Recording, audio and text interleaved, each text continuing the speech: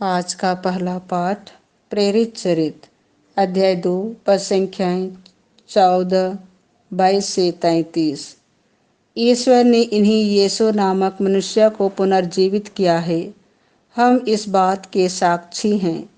पेंतेकोस्त के दिन पेतरुस ने 11 के साथ खड़े होकर लोगों को संबोधित करते हुए ऊंचे स्वर से कहा, इस्राएली भाइयों, मेरी बातें ध्यान से सुने।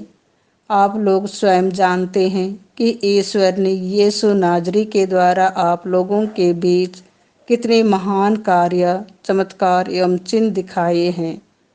इससे यह प्रमाणित हुआ कि यीशु ईश्वर की ओर से आप लोगों के पास भेजे गए थे।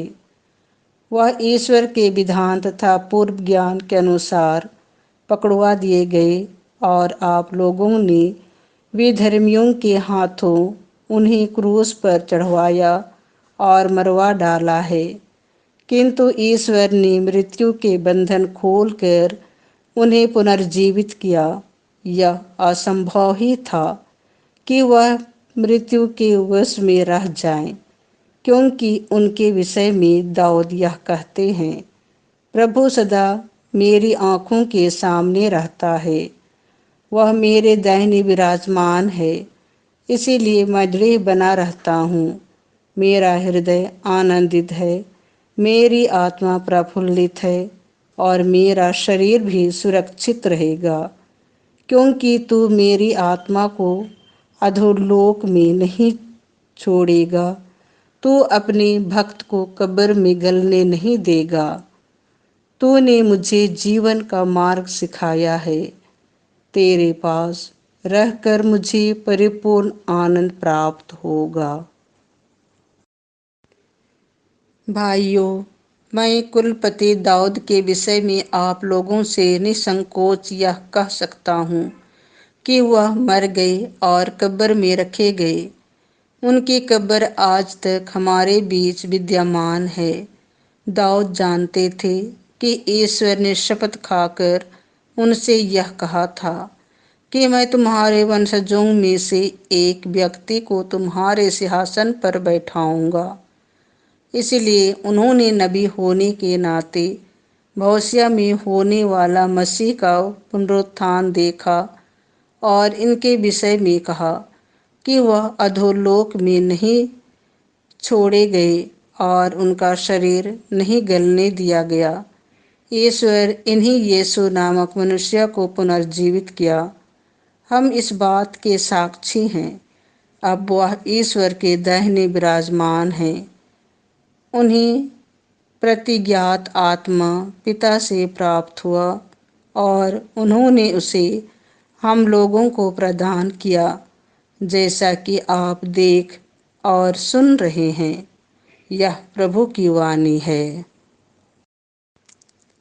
संत मत्ती के अनुसार पवित्र सुसमाचार अध्याय 28 पद संख्याएं 8 से 15।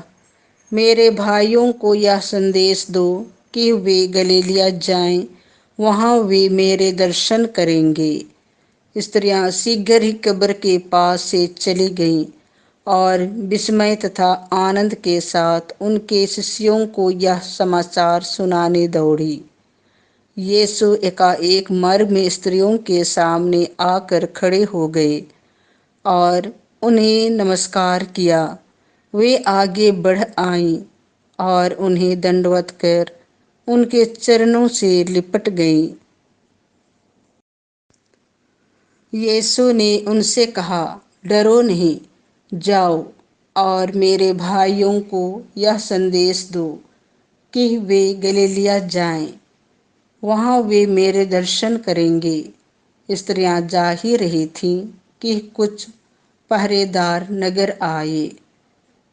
उन्होंने महायाजकों को सारा हाल कह सुनाया।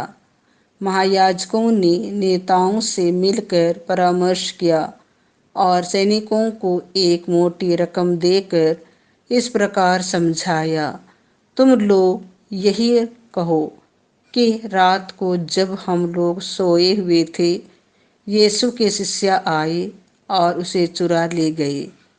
यदि यह बात राज्यपाल के कान में पड़ जाए तो हम उन्हें समझाकर तुम लोगों को बचा लेंगे।